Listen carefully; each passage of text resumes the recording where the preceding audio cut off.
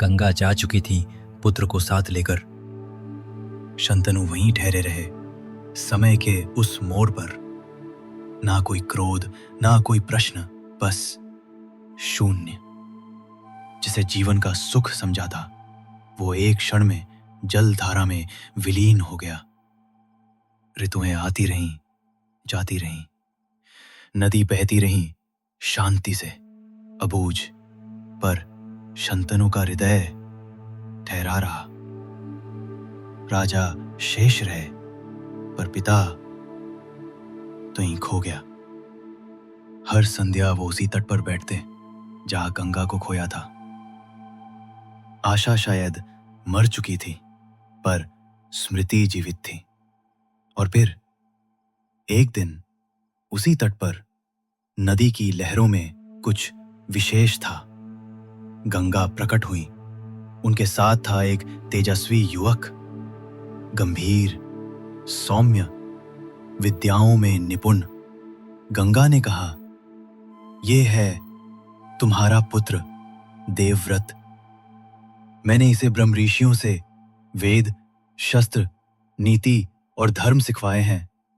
अब ये तैयार है राज्य और जीवन दोनों के लिए।" शंतनु की आंखों में वर्षों बाद ज्योति लौटी। गंगा फिर से अंतर्धान हो गईं, पर इस बार पुत्र को पीछे छोड़कर। समय बीता। देवव्रत अब युवराज था, राजकाज में निपुण, प्रजा प्रिय, धर्मनिष्ठ। और शंतनु एक पिता की तरह संतुष्ट।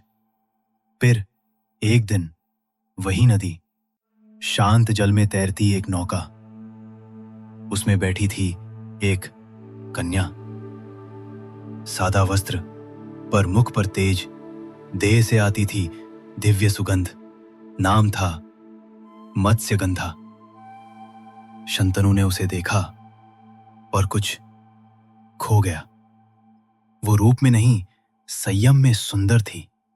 सादगी में थी आकर्षण की शक्ति।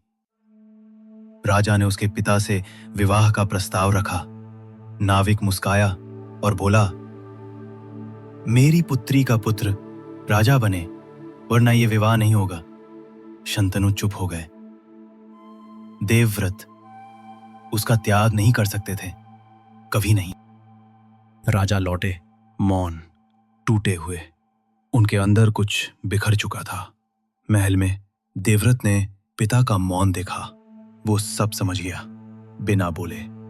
एक पुत्र जो अपने पिता की पीड़ा से आंख नहीं फेर सका, उसने प्रण लिया समाधान लाने का। देवव्रत गया उसी नाविक के पास। पहले उसने कहा, "मैं सिंहासन छोड़ता हूं। राज्य के अधिकारी केवल सत्यवती के पुत्र होंगे।" नाविक फिर भी शांत रहा। "यदि तुम विवाह करोगे तो फिर खतरा बना रहेगा।" तभी देवव्रत ने उठाया हाथ। "मैं प्रतिज्ञा करता हूं कि मैं जीवन भर ब्रह्मचारी रहूंगा। ना विवाह करूंगा, ना संतान उत्पन्न करूंगा। यही मेरी प्रतिज्ञा है।" वेदों की ऋचाएं जैसे आकाश से बरस पड़ी। देवताओं ने आह्वान किया, "ये कोई सामान्य मानव नहीं, ये है भीष्म, जिसकी प्रतिज्ञा कठोर है, भीषण है।" भविष्य ने उसी क्षण करवट ली। राजा शंतनु अपने पुत्र के त्याग से अभिभूत हुए। उन्होंने अश्रुपूरित नेत्रों से कहा, "पुत्र, मैं तुझे वरदान देता हूं, इच्छा मृत्यु का। तेरी मृत्यु तेरी इच्छा से ही होगी।" और उस दिन भीष्म अमर हो गए। विवाह संपन्न हुआ। सत्यवती अब हस्तिनापुर की रानी थी। राज्य में उत्सव था, पर हृदय के किसी कोने में एक दीर्घ छाया पड़ी थी। जो त्याग हुआ वो भविष्य को किसी और दिशा में मोड़ चुका था। भीष्म की प्रतिज्ञा से राज्य को मिली स्थिरता, पर वंश को मिली उलझन। सत्यवती की संतानों से शुरू होगी एक नई श्रृंखला, जिसका अंत महायुद्ध में होगा।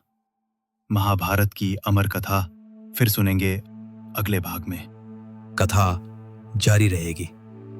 हमारे साथ बने रहिए और चैनल को सब्सक्राइब करें।